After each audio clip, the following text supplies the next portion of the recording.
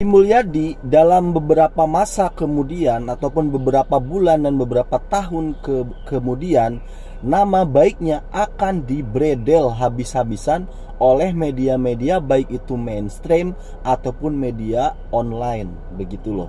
Kenapa itu bisa dilakukan? Kenapa nama baik Deddy Mulyadi harus dibredel? Akan kita kupas tuntas pada kesempatan kita, konten kita kali ini. Oke. Deddy Mulyadi seperti kita ketahui bersama, akhir-akhir ini adalah satu-satunya gubernur yang menjadi bahan perbincangan masyarakat Indonesia atas keputusan-keputusannya dan kebijakan-kebijakannya yang dinilai pro rakyat, ya kan? Dari mulai pemberantasan premanisme, ya kan? Ormas-ormas, preman-preman berbaju ormas itu banyak sekali berantas oleh Deddy Mulyadi. Bahkan sampai dengan penggusuran tempat wisata. Ini satu-satunya gubernur yang berani menggusur, merubuhkan tempat wisata. Ini luar biasa karena diduga penyebab utama banjir yang terjadi di Jakarta dan di Jawa Barat. Bahkan banjir di Jakarta pun ikut dipikirkan oleh Deddy Mulyadi karena banjir itu disebabkan dari daerah resapan yang dirubah, dialihfungsikan menjadi tempat wisata di Jawa Barat. Ini luar biasa nih kerjanya Deddy Mulyadi. Tetapi itu sekarang memang iya, Deddy Mulyadi sekarang lagi baik-baiknya dibicarakan oleh masyarakat. Di perbincangan itu lagi positifnya oleh rakyat. Tetapi di kemudian hari dia akan dibredel habis-habisan terutama oleh media-media mainstream. Kalau media online-nya berarti kan oleh para buzzer-buzzernya ini akan dibredel habis-habisan ini Deddy Mulyadi. Nah, tugas Anda, tugas kalian sebagai netizen apa? Tentunya tetap mengawal kebijakan-kebijakan yang dilakukan oleh Deddy Mulyadi ketika itu masih pro rakyat. Selagi masih pro rakyat, ya kalian harus benar-benar tetap mengawal, mengimbangi beritanya. Ketika nanti ada media buzzer ataupun media mainstream mulai mencari-cari, mulai menjatuhkan kredibilitas yang Deddy, ya di sisi kalian, di sisi lain kalian ya beritakan juga gitu, bicarakan juga tentang kebijakan-kebijakan yang pro rakyat yang dilakukan oleh Deddy Mulyadi. Karena untuk menjatuhkan nama baik seseorang meskipun dia itu tidak berbuat kejahatan, itu sangat mudah. Bagi media itu mudah karena media itu hanya menggiring opini aja. Dan dasarnya sih kenapa mudah ya, karena setiap manusia itu punya kesalahan gitu loh. Karena manusia itu kan bukan malaikat, selalu aja ada kesalahan. Nah, yang disorot itu kesalahan itu di-framing oleh media, ya kan, digiring opini oleh media seakan-akan Deddy Mulyadi itu jelek begitu loh. Meskipun itu tidak substansial begitu loh, kesalahan-kesalahan kecil itu. Bisa aja nanti misalkan karena mungkin kinerjanya sudah perfect, Deddy Mulyadi udah bagus, bisa diserang dari sisi rumah tangganya. Nah, yang penting si media ini menggiring opini tentang jeleknya Deddy Mulyadi. Itu sangat mudah sekali. Saya sudah merasakan gitu loh, saya sebagai influencer ya kan, cara menjatuhkan orang tuh sangat mudah sekali begitu loh. Meskipun orang ini tidak bersalah apa-apa, tetapi untuk menggiring opini masyarakat, menjatuhkan seseorang itu sangat mudah. Nah, yang jadi pertanyaan, kenapa Deddy Mulyadi itu di kemudian hari, di masa yang akan datang harus dibredel, harus dijatuhkan? Itu karena ini tentang masalah duit begitu loh. Nah, kenapa masalah duit? Karena ternyata Deddy Mulyadi itu memangkas anggaran untuk media yang tadinya sampai dengan 120 miliar disisakan hanya 3,5 miliar saja. Ini kan ngeri gitu loh. Bayangkan itu dana untuk media dulunya Pemprov Jawa Barat tuh harus menggelontorkan 120 miliar ya kan untuk media. Nah, sekarang dipotong itu anggarannya oleh Kang Deddy, disisakan 3,5 miliar. Artinya 116 miliar. 116,5 miliar habis, tidak lagi mengalir ke media, dialihkan untuk hal-hal lain.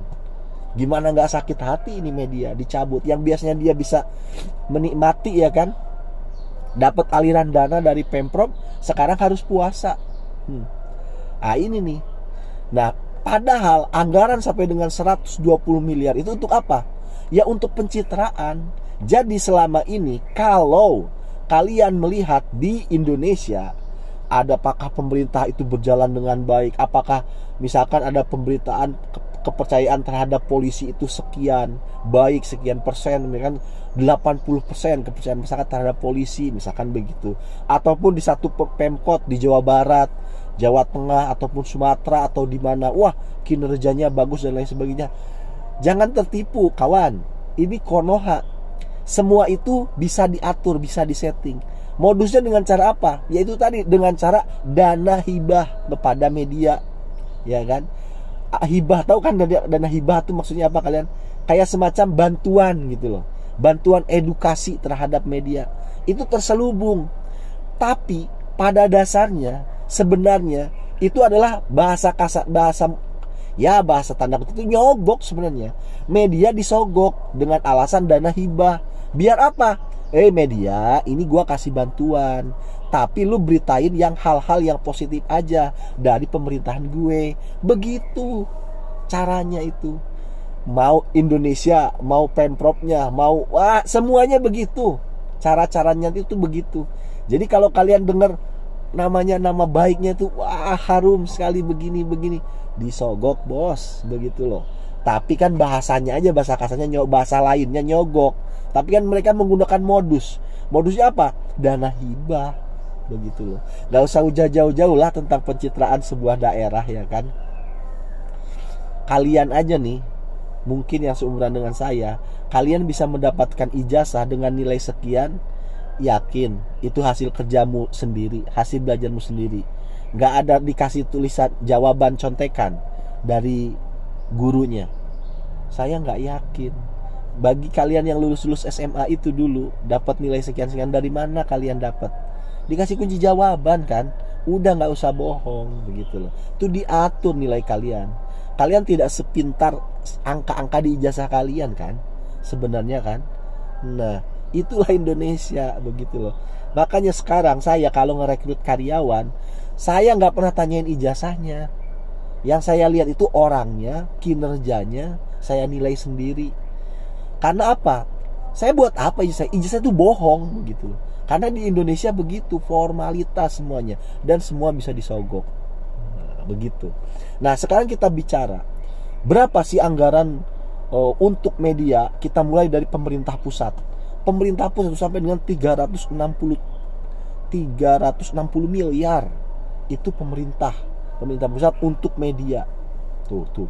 Kemudian Jawa Barat berapa? 120 miliar. Ini paling besar, provinsi paling besar untuk bahasa kasarnya menyogok media supaya baik-baikin citra Pemprovnya. Sampai 120 miliar loh Jawa Barat. Dipangkas sama Deddy Mulyadi jadi 3,5 miliar aja. Tuh. Kemudian Jakarta, berapa mereka menggelontorkan dana untuk media? 80 miliar bos. Nah, itu Jakarta. Belum lagi negara-negara daerah-daerah lain. Sumatera Utara, berapa Sumatera Utara? 50 miliar. Atau yang daerah-daerah kayak Sumatera Utara atau Sumatera Barat atau NTT atau berapa? 30 miliar. Itu anggaran dana untuk media. Ya, seakan-akan sih bagus ya kan. Wah, ini untuk mendukung edukasi padahal ya bahasa lainnya itu nyogok. Biar ngebaik-baikin nama daerahnya, begitu loh. Biar laporan ke pusat begitu. Dan ternyata pemerintah pusatnya juga sama aja gitu loh, nyogok media. Ya. Jadi kalau satu pemimpin kayak Deddy Mulyadi berani mendobrak ini semua diikuti oleh yang lain, maka ini bagus. Jadi pemerintah dinilai oleh rakyat benar-benar jujur, tidak ada yang dimanipulasi. Jelek ya bilang jelek, bagus ya bilang bagus. Tetapi emang ini kenapa Deddy Mulyadi berani? Karena salah satu alasannya memang Deddy Mulyadi punya media sendiri, YouTube-nya dengan subscriber sampai dengan 6,5 juta. Makanya dia berani banget gitu loh. Jadi masyarakat nggak harus lagi lihat media, tapi lihat aja YouTube-nya kalau pengen tahu Pemprov Jawa Barat. Ya sudahlah, Terima kasih karena sudah menyimak, semoga bermanfaat.